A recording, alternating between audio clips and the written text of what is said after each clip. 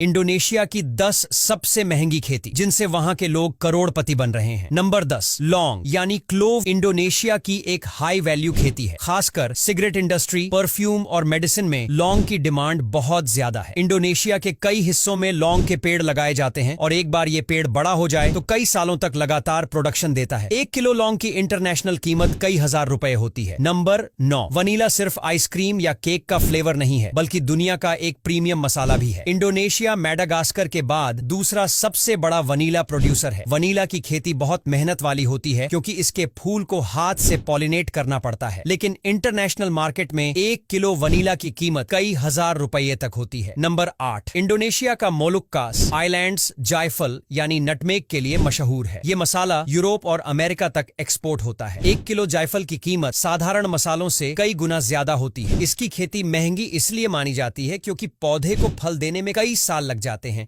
और बीच में बहुत ध्यान रखना पड़ता है। नंबर 7, इंडोनेशिया को सीवीड यानी समुद्री घास की खेती के लिए दुनिया भर में जाना जाता है। ये खेती महंगी इसलिए है क्योंकि इसे सी कोस्ट पर स्पेशल सेटअप लगाकर किया जाता है, रस्सियों, फ्लोटर्स और नेट्स की मदद से। 1 किलो प्रोसेस्ड सीवीड की कीमत इंटरनेशनल मार्केट में बहुत ज्यादा होती है। नंबर 6, इंडोनेशिया दुनिया का सबसे बड़ा पाम ऑयल प्रोड्यूसर है। ये खेती बहुत महंगी है क्योंकि इसके लिए बड़े बड़े फार्म्स, हाईटेक मशीनरी और प्रोसेसिंग यूनिट्स की जरूरत होती है। पाम ऑयल का इस्तेमाल खाना पकाने, बिस्किट, चॉकलेट, शैम्पू और यहाँ तक कि बायोफ्यूल तक में होता है। इसकी डिमांड इतनी ज्यादा है कि पाम ऑयल इंडोनेशिया की सबसे बड़ी एक्सपोर्ट आइटम बन चुका है। नंबर 5, ड्रैगन फ्रूट अब भारत में भी पॉपुलर हो चुका है, लेकिन इंडोनेशिया में इसकी खेती बड़े स्केल पर होती है। इस फ्रूट को सुपर फ्रूट कहा जाता है क्योंकि इसमें न्यूट्रिशन बहुत ज्यादा है। इसकी खेती में खास तरह के सपोर्ट सिस्टम और सिंचाई का खर्चा आता है। 1 एकड़ ड्रैगन फ्रूट फार्म से लाखों की कमाई हो सकती है। नंबर 4, ड्यूरियन को किंग ऑफ फ्रूट्स कहा जाता है और इसकी स्मेल भले ही तेज हो लेकिन इसका टेस्ट बहुत यूनिक और क्रीमी होता है। इंडोनेशिया के ड्यूरियन इंटरनेशनल मार्केट में प्रीमियम प्राइस पर बिकते हैं। एक ड्यूरियन फल की कीमत हजारों रुपए तक जा सकती है। नंबर 3, इंडोनेशिया दुनिया का बड़ा रबर प्रोड्यूसर है। रबर की खेती महंगी है क्योंकि इसके लिए बड़े प्लांटेशन और लेबर की जरूरत होती है। रबर से टायर्स, इंडस्ट्रियल प्रोडक्ट्स और हजारों चीजें बनती हैं। एक बार पेड़ बड़े हो जाएं तो कई सालों तक रबर निकलता रहता है और ये फार्मर के लिए लगातार इनकम का सोर्स बन जाता है। नंबर 2, इंडोनेशिया दुनिया का तीसरा सबसे बड़ा कोको प्रोड्यूसर है। कोको यानी चॉकलेट का बेसिक इंग्रेडिएंट। इसकी खेती में बहुत खर्चा आता है, जैसे shade management, fertiliser, pest control और प्रोसेसिंग। लेकिन इंटरनेशनल मार्केट में कोको बीन्स की कीमत बहुत हाई है। बड़े बड़े चॉकलेट ब्रांड्स सीधे इंडोनेशियन फार्मर्स से कॉन्ट्रैक्ट करके खरीदते हैं। नंबर 1, इंडोनेशिया की अरेबिका कॉफी दुनिया की सबसे प्रीमियम कॉफीज में गिनी जाती है। खासकर सुमात्रा, बाली और जावा आइलैंड की कॉफी बहुत फेमस है। अरेबिका की खेती बहुत सेंसिटिव होती है। इसमें हाई एल्टीट्यूड, खास मिट्टी और कंट्रोल्ड क्लाइमेट चाहिए। 1 किलो अरेबिका कॉफी की कीमत नॉर्मल कॉफी से कई गुना ज्यादा होती है। तो दोस्तों, आज के लिए बस इतना ही। अगर वीडियो अच्छा लगा हो तो लाइक और शेयर करना बिल्कुल भी मत भूलिए।